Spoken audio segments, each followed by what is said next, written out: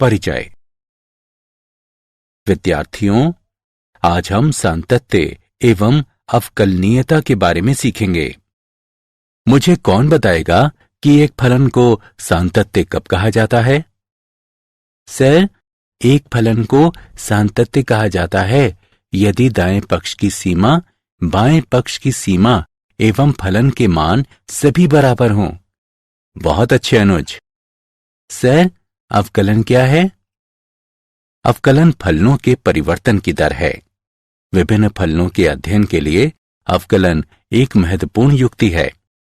Sir, क्या हम किसी फलन का अवकलन कर सकते हैं? हाँ, क्यों नहीं। कुछ नियम होते हैं। यदि फलन उन नियमों का पालन करे तब हम फलन का अवकलन कर सकते हैं। इस पाठ में आप फलनों के सातत्य तथा अवकलनीयता के बारे में जानेंगे।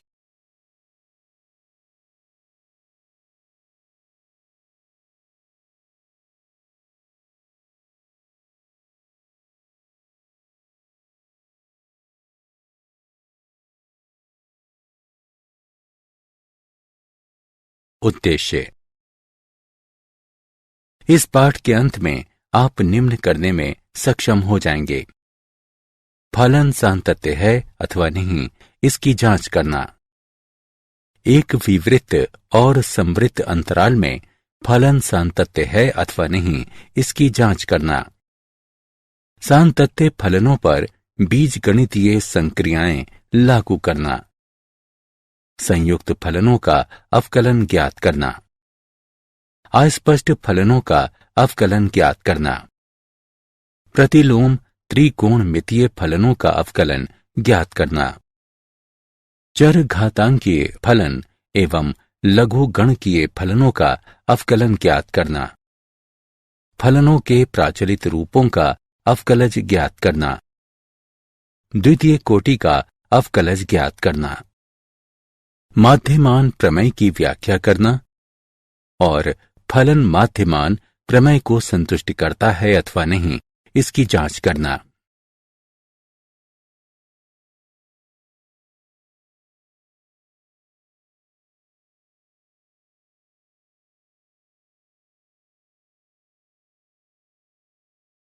सातत्य। एक फलन f(x) को अभ्यंतर बिंदु x बराबर a या इसके प्रांत पर संतत कहा जाता है यदि limit x tends to a f(x) बराबर fa हो। अन्य शब्दों में, एक बिंदु x बराबर a पर एक फलन f(x) संतत कहलाता है यदि बाएं पक्ष की सीमा, दाएं पक्ष की सीमा और फलन के मान सभी एक दूसरे के बराबर हों। उदाहरण के लिए, y बराबर sin x एक संतत फलन है। यदि f a पर संतत न हो तब f a पर असंतत होता है तथा तब a f के असांतत्य का एक बिंदु कहलाता है। उदाहरण, निम्न फलन पर विचार करते हैं। जांच करें कि f(x) संतत है अथवा नहीं। हल। x बराबर 1 पर बाएं पक्ष की सीमा बराबर निम्नलिखित है। x का मान 1 घटा h रखते हैं, अतएव बाएं पक्ष की सीमा निम्नलिखित होगी, जो कि गणना करके हल करने पर 1 प्राप्त होगी। अब दाएं पक्ष की सीमा को लेते हैं, जो कि निम्नलिखित है। इसमें x का मान 1 जमा h रखते हैं, अतएव दाएं पक्ष की सीमा निम्नलिखित होगी, जो कि गणना करके हल करने पर यह भी 1 प्राप्त होगा। अतः बाएं पक्ष की सीमा बराबर है दाएं पक्ष की सीमा के, जो कि बराबर है f(1) के। अतएव x पर f(x) बराबर 1 संतत है।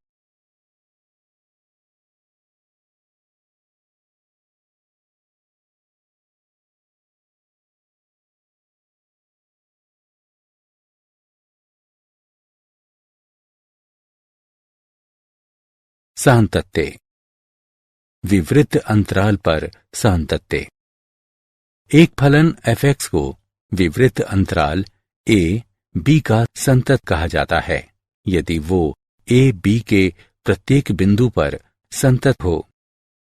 संवृत्त अंतराल पर सातत्य। एक फलन f(x) को एक विवृत अंतराल ए बी पर संतत कहा जाता है यदि x बराबर a पर f(x) दाएं से संतत है, x बराबर b पर f(x) बाएं से संतत है, विवृत अंतराल a b के प्रत्येक बिंदु पर f(x) संतत है।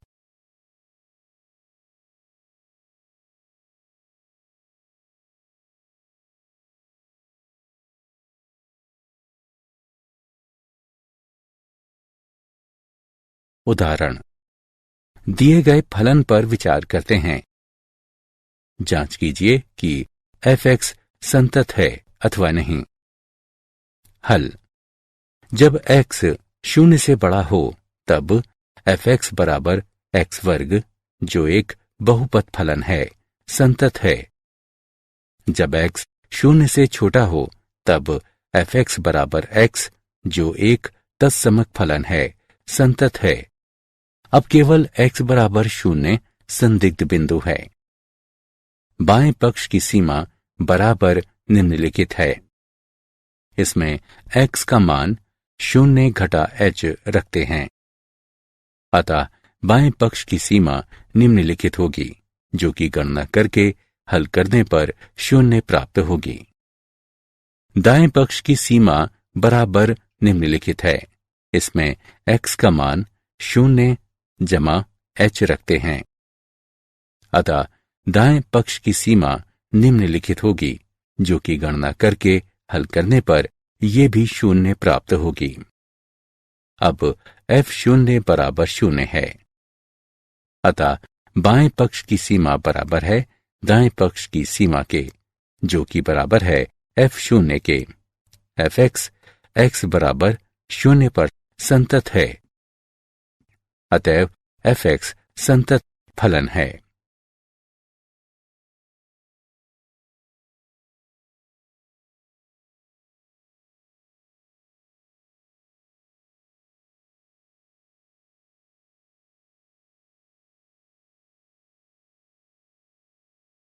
सातत्य अनंत की संकल्पना। आइए x बराबर 0 पर f(x) बराबर 1 बटा x का आलेख खींचते हैं। सबसे पहले हम दी हुई सारणी को देखते हैं। ये देखा गया है कि दाएं पक्ष से x का मान 0 के निकट है, अतः f(x) का मान अधिक से अधिक हो जाता है। इस प्रकार x के मान को 0 के निकट चुनकर हम f(x) को अधिकतम कर सकते हैं। प्रतीकात्मक रूप से हम इसे निम्नानुसार लिखते हैं। जब हम x बराबर 0 के निकट दाएं तरफ से f(x) के निकट पहुंचते हैं, तब हम निम्नलिखित प्राप्त करते हैं। दिए गए आलेख से हम निरीक्षण कर सकते हैं कि जब x धनात्मक 0 की ओर अग्रसर होता है, तब आलेख धनात्मक अनंत पर y अक्ष से मिलता है। इसी प्रकार जब x ऋणात्मक 0 की ओर अग्रसर होता है, तब आलेख ऋणात्मक अनंत पर y अक्ष से मिलता है।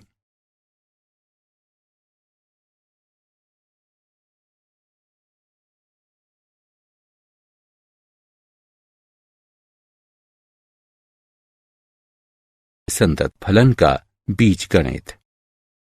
प्रमेय 1। मान लीजिए कि f तथा g दो ऐसे वास्तविक फलन हैं जो वास्तविक संख्या a के लिए संतत हैं। तब x बराबर a पर f जमा g संतत है। x बराबर a पर f घटा g संतत है। x बराबर a पर f गुणा g संतत है। x बराबर a पर f बटा g संतत है, जबकि g a 0 के बराबर ना हो। प्रमेय 2। मान लीजिए कि f तथा g इस प्रकार के दो वास्तविक मानीय फलन हैं कि a पर f g परिभाषित हो। यदि a पर g संतत है, तथा यदि जी ए पर एफ संतत है तब ए पर एफ जी संतत होगा।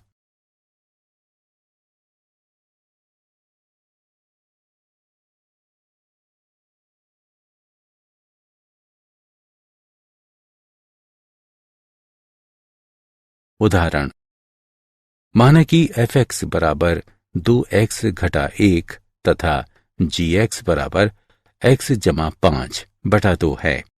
एफ जी एक्स का फलन ज्ञात कीजिए। हल, दिया है जी एक्स बराबर x जमा 5 बटा 2, इसलिए एफ जी एक्स बराबर है एफ जी एक्स के, जो कि गणना करके हल करने पर x जमा 4 के बराबर होगा।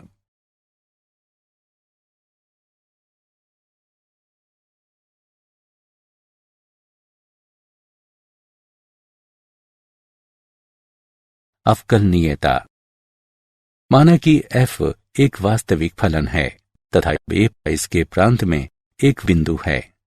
यदि h एक छोटी स्वच्छ संख्या है तब a पर f का अवकलज निम्नानुसार परिभाषित किया जाता है, बशर्ते इस सीमा का अस्तित्व हो। a पर f के अवकलज को f डैश a अथवा निम्नलिखित द्वारा निरूपित किया जाता है। फलन को निम्नानुसार परिभाषित किया जाता है। एक फलन का अवकलज प्राप्त करने की प्रक्रिया अवकलन कहलाती है। एक फलन अपने प्रांत में एक बिंदु A पर अवकलनीय होता है यदि दोनों सीमाएं अर्थात बाएं पक्ष की सीमा तथा दाएं पक्ष की सीमा परिमित तथा समान हो। प्रमेय, यदि एक फलन f एक बिंदु A पर अवकलनीय हो तब वो उस बिंदु पर संतत भी होता है।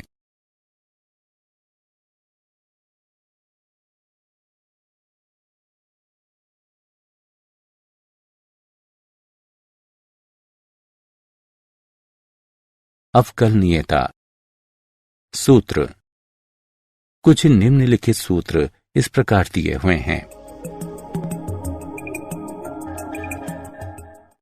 कुछ महत्वपूर्ण फलनों का अवकलन इस प्रकार दिया हुआ है।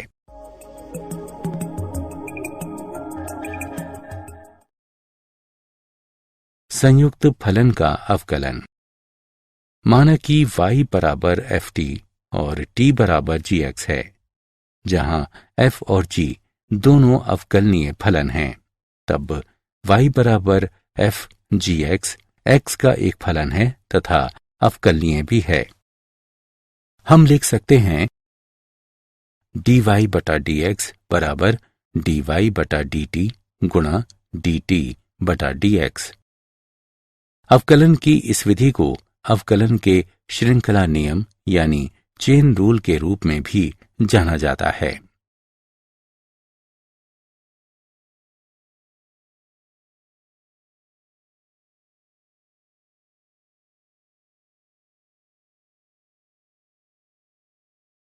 उदाहरण, निम्नलिखित फलन का अवकलन ज्ञात कीजिए।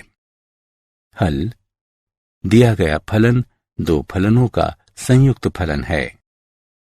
माना कि t बराबर x वर्ग तथा v t बराबर cos t है। अब x के सापेक्ष t का अवकलन करने पर dt बटा dx बराबर 2x प्राप्त होगा। अब t के सापेक्ष vt का अवकलन करने पर dv बटा dt बराबर d बटा dt cos t बराबर घटा sin t प्राप्त होगा। अतः श्रृंखला नियम से df बटा dx बराबर dv बटा dt गुणा dt बटा dx बराबर घटा sin x वर्ग गुणा 2x प्राप्त होगा। t बराबर x वर्ग का मान रखने पर घटा sin x वर्ग गुणा 2x जो कि बराबर है घटा 2x sin x वर्ग गुणा 2x प्राप्त होता है।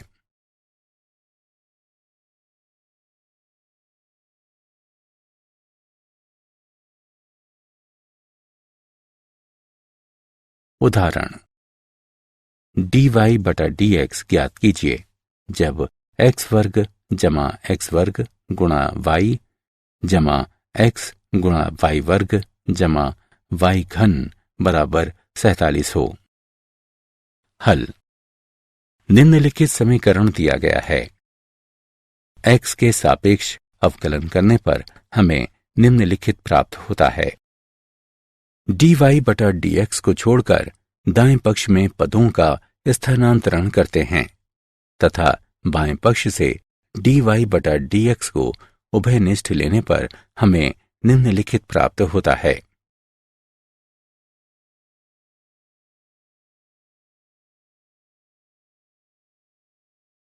प्रतिलोम त्रिकोणमितीय फलनों का आलेख। यहां दो आलेख दिए गए हैं। इनमें से एक साइन व्युत्क्रम x का आलेख है तथा दूसरा कॉस व्युत्क्रम x का आलेख है।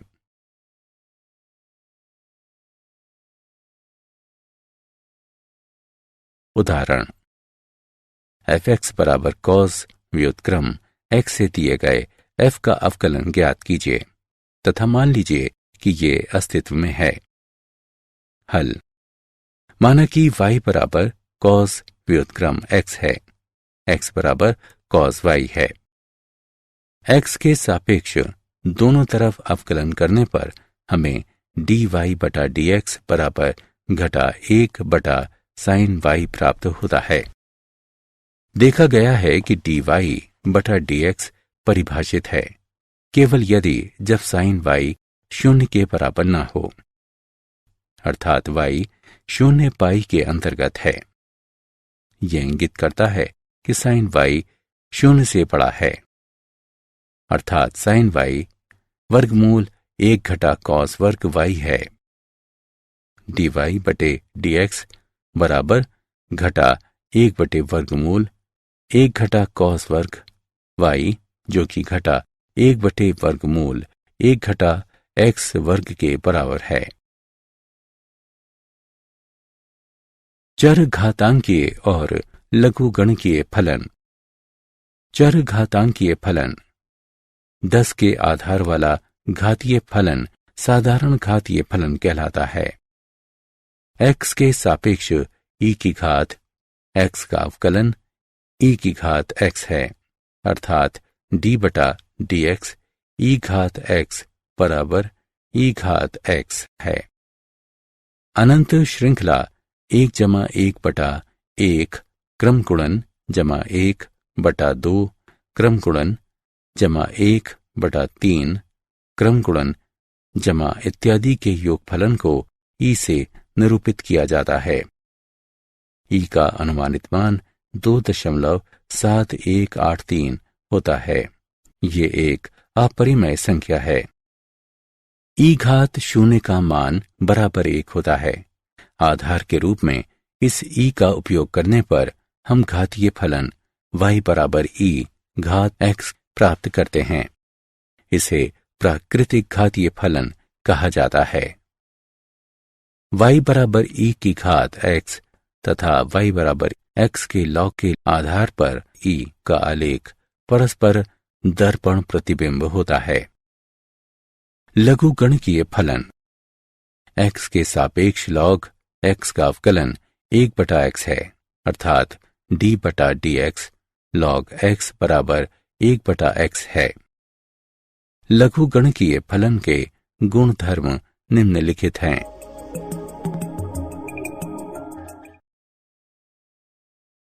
उदाहरण x के सापेक्ष e की घात sin x का अवकलन ज्ञात कीजिए। हल। माना कि y बराबर e की घात sin x है। श्रृंखला नियम का उपयोग करके इसे हल करने पर हमें e घात sin x गुणा cos x प्राप्त होगा।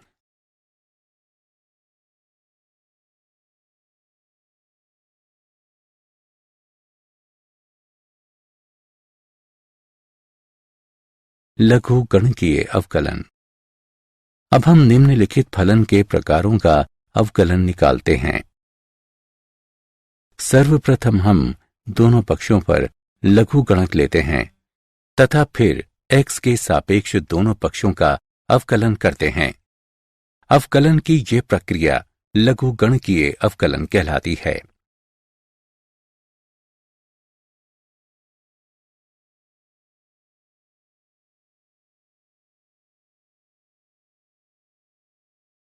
उदाहरण, x के सापेक्ष x की घात x का अवकलन करते हैं।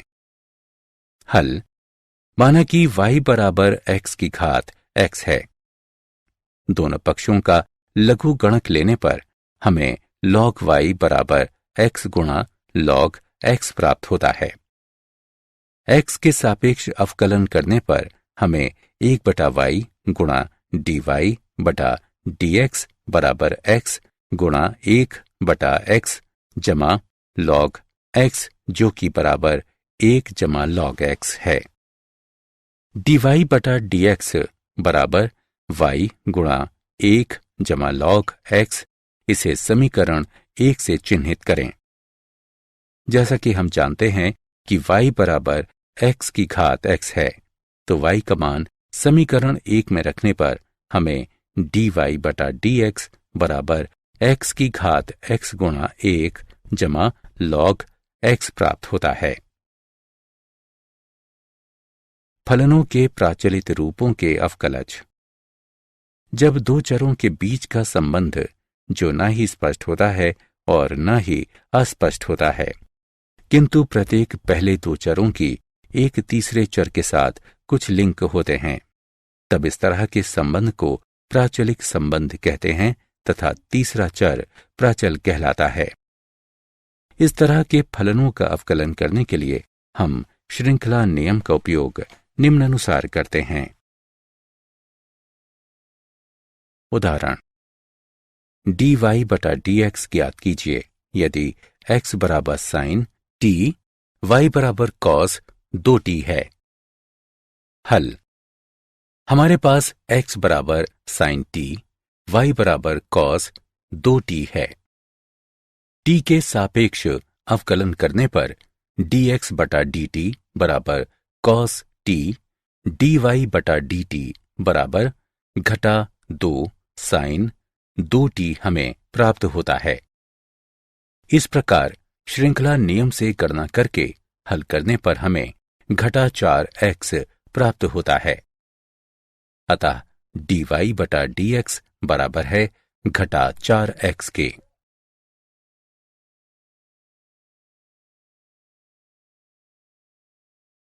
द्वितीय कोटि का अवकलन।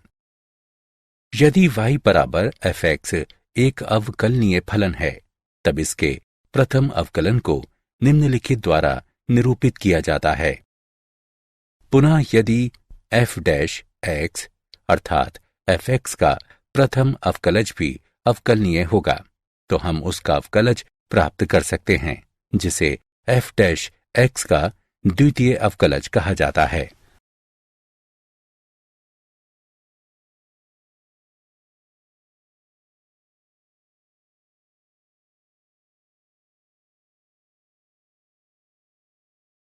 उदाहरण, d2y बटा dx वर्ग को ज्ञात कीजिए यदि y बराबर x घन जमा 5x वर्ग जमा 19 हो। हल, हमें निम्नलिखित ज्ञात है, अतः x के सापेक्ष y का अवकलन करने पर हमें dy बटा dx बराबर 3x वर्ग जमा 10x प्राप्त होता है। अब x के सापेक्ष dy बटा dx का अवकलन करने पर हमें d2y बटा dx वर्ग बराबर 6x जमा 10 प्राप्त होता है।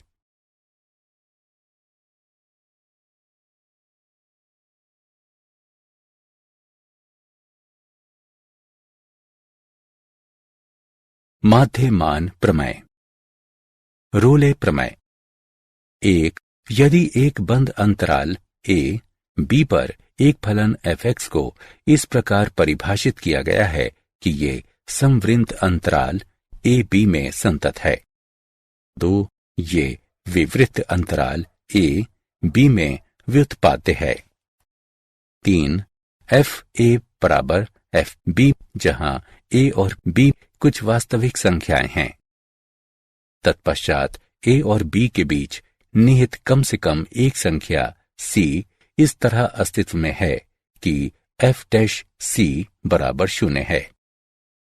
रोले प्रमेय की ज्यामितीय व्याख्या। माध्यमान प्रमेय। यदि एक बंद अंतराल a b पर एक फलन f(x) को इस प्रकार परिभाषित किया गया है कि f(x) संवृत्त अंतराल a b में संतत है तथा f(x) विवृत अंतराल a b में व्युत्पाद्य है, तब a b के अंतर्गत c कम से कम एक वास्तविक संख्या अस्तित्व में है, जिसके लिए f' बराबर fb घटा fa बटा b घटा a है।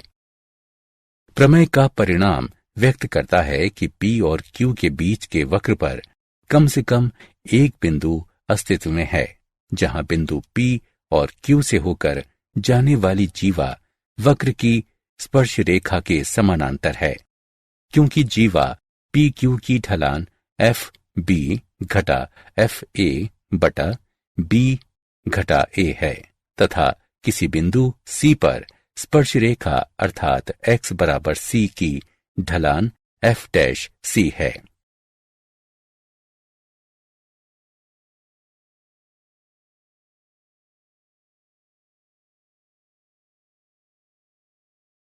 क्या आप जानते हैं गोटफ्रीड विल्हेम लेibniz एक जर्मन दार्शनिक, गणितज्ञ और तर्कशास्त्री थे, जिन्होंने स्वतंत्र रूप से अवकलन और समाकलन विकसित किया।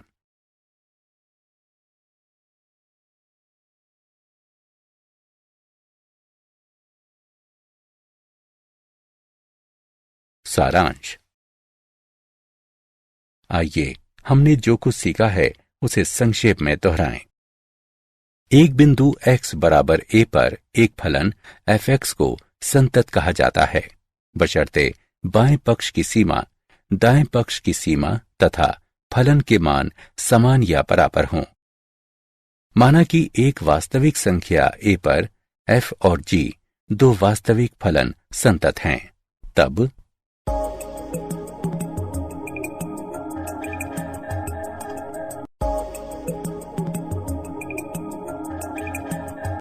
फलन f(x) का अवकलन निम्न प्रकार से परिभाषित किया जाता है।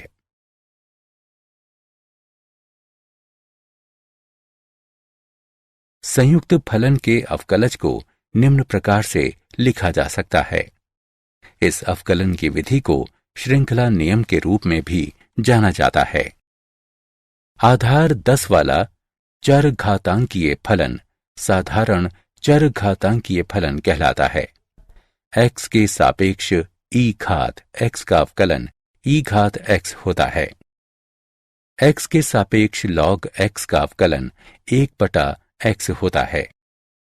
प्राचलिक रूपों में फलनों का अवकलन करने के लिए हम श्रृंखला नियम का उपयोग करते हैं।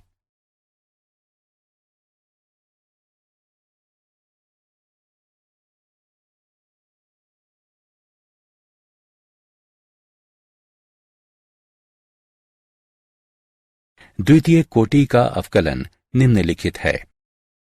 रोले प्रमेय बताता है कि यदि संवृत्त अंतराल a b में एक फलन f(x) संतत है तथा विवृत अंतराल a b में व्युत्पाद्य है एवं f a बराबर f b है, तब a और b के बीच कम से कम एक संख्या c इस तरह निहित है कि f' बराबर 0 है। माध्य प्रमेय बताता है कि यदि संवृत्त अंतराल a b में एक फलन f(x) संतत है एवं विवृत अंतराल a b में f(x) व्युत्पाद्य है, तब a b के अंतर्गत c कम से कम एक वास्तविक संख्या अस्तित्व में है, जिसके लिए f' बराबर है f b घटा f a बटा b घटा a के।